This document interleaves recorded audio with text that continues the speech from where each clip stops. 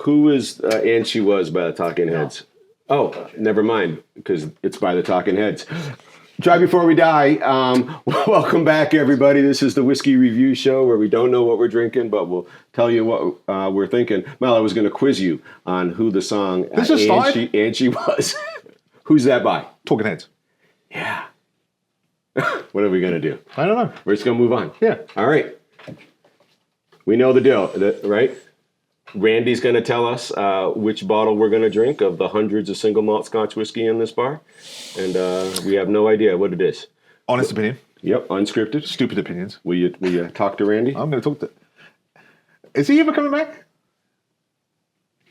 Where's your phone? We're calling HR. This is 3 weeks that this guy's been on vacation. Slacker. 269. Are you back over there again? I am right behind me on the other side in the snooker room for bottle 269. 269. And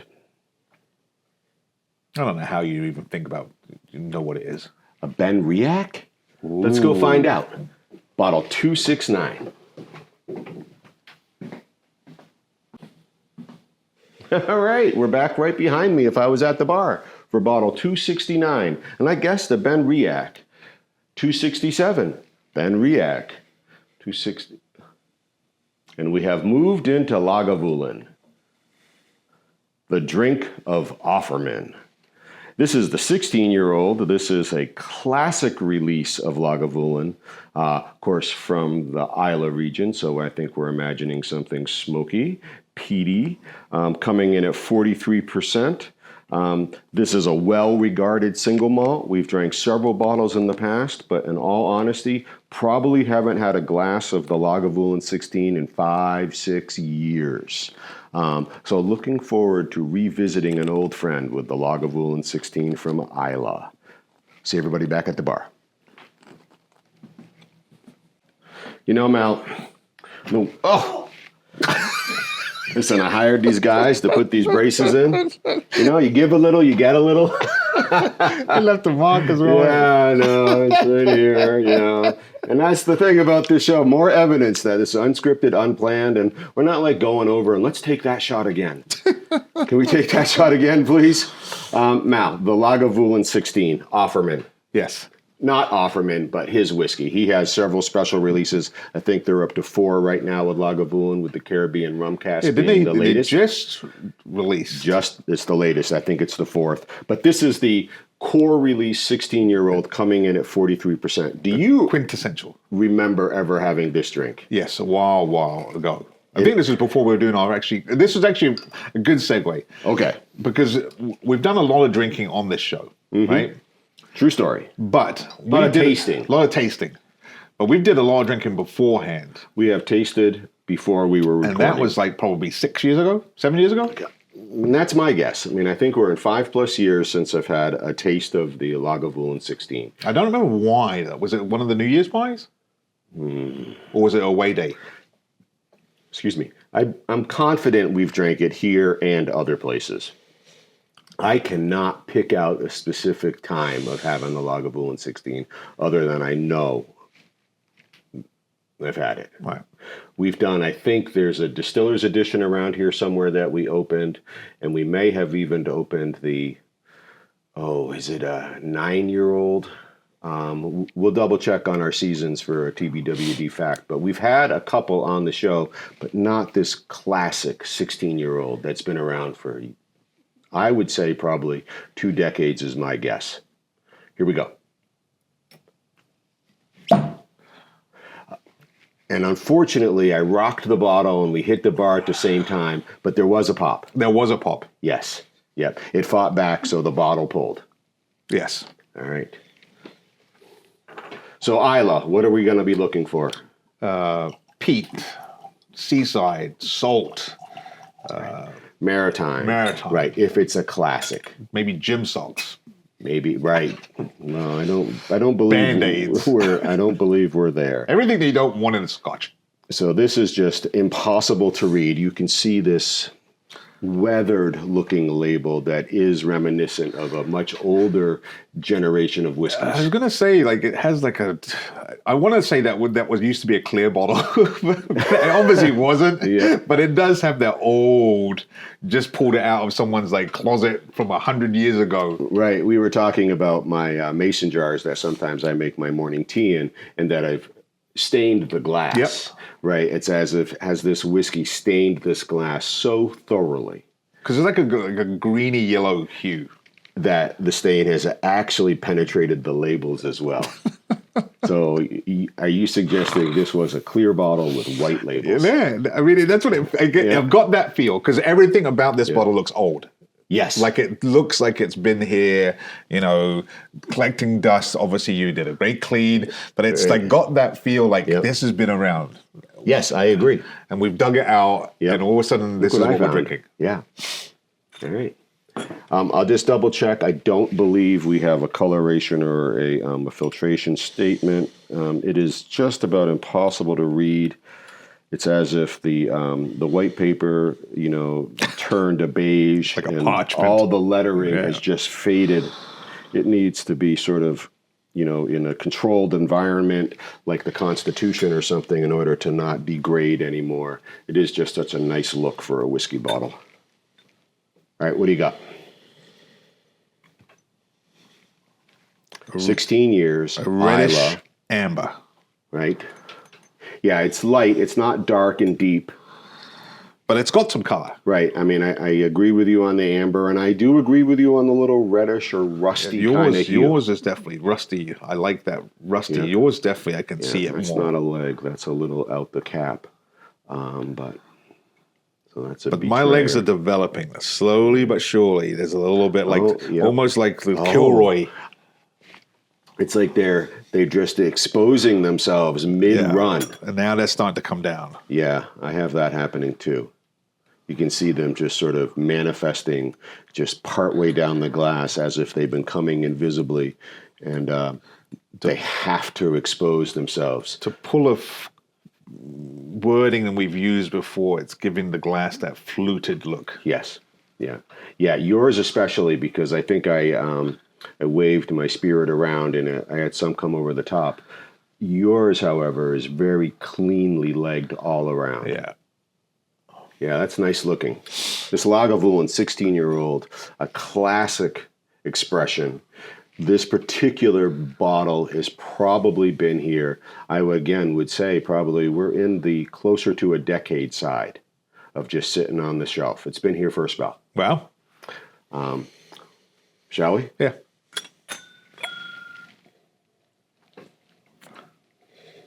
Would you go for ABV on this? 43. Now that you said that, I would never have thought this was a 43. Because you would have thought it was higher. Right? I'm having a wave effect of nasal potency. Getting a punch, getting a relaxed. I had 2 punches and 2 relaxes on just very rapid nosing.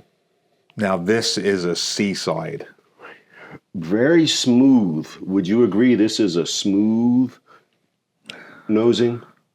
I hear you on the punchiness and all that, but just Now that it's if we said this is the middle of the road, this is up here, but it's just staying here. There is no peaks and valleys. But just in terms of the aromatic qualities, right? The peatiness, the earthiness of this whiskey, it is a very smooth, almost a creamy, earthy sense on the nose. There's nothing sharp in the Islay. No, it just has this elements. presence. Yeah. I find it to be very across the top, very smooth, very creamy. It's the very top of the nosing. So if I was to layer this, that top layer is like the seaside. I'm getting this, I'm by the seaside, the waves are pushing against the land, and I'm getting the wisps. Right, so I agree with you, and I think I'm saying the same thing, but in a different way, meaning that the earthy peatiness is in the air. But underneath, So, there's this thick smoke. See, we're doing 2 different things. Okay. Yeah. But there's like the thick smoke that's lingering. So I'll agree in the sense that all of that is happening in the top third Okay. of this drink.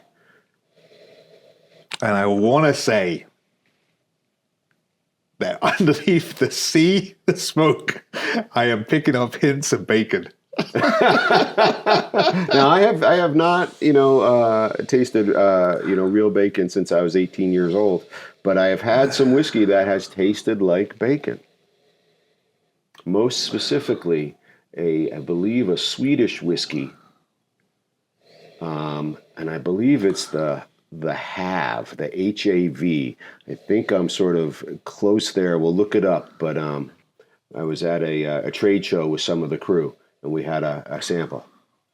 And I was speaking to the representative. I think his name was Jason. He had a pretty good beard too, and making sure he did not infuse that whiskey with bacon without telling people, because I wasn't trying to have any bacon. Gotcha. Really, right?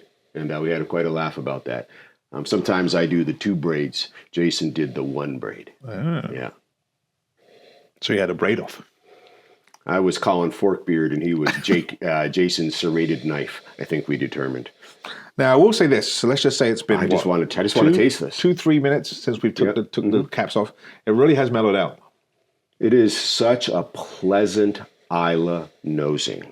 And so we'll have some pretty sharp, some pretty intense Islay nosings. And we could talk about the other distilleries, but I think we all know what we'd be talking about. This is such an easy Islay nosing across the top, in my opinion. Ready? Yeah. All right. The Lagavulin 16-year-old Cheers. classic release.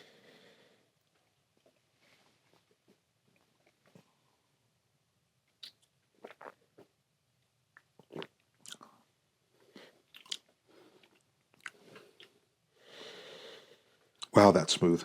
Very oily start that just allows it all then to just roll back as it just exposes your mouth to this earth, this smoky, this peat, something very traditional about an Islay. But for me, what sets this aside, Malcolm, is that oily start.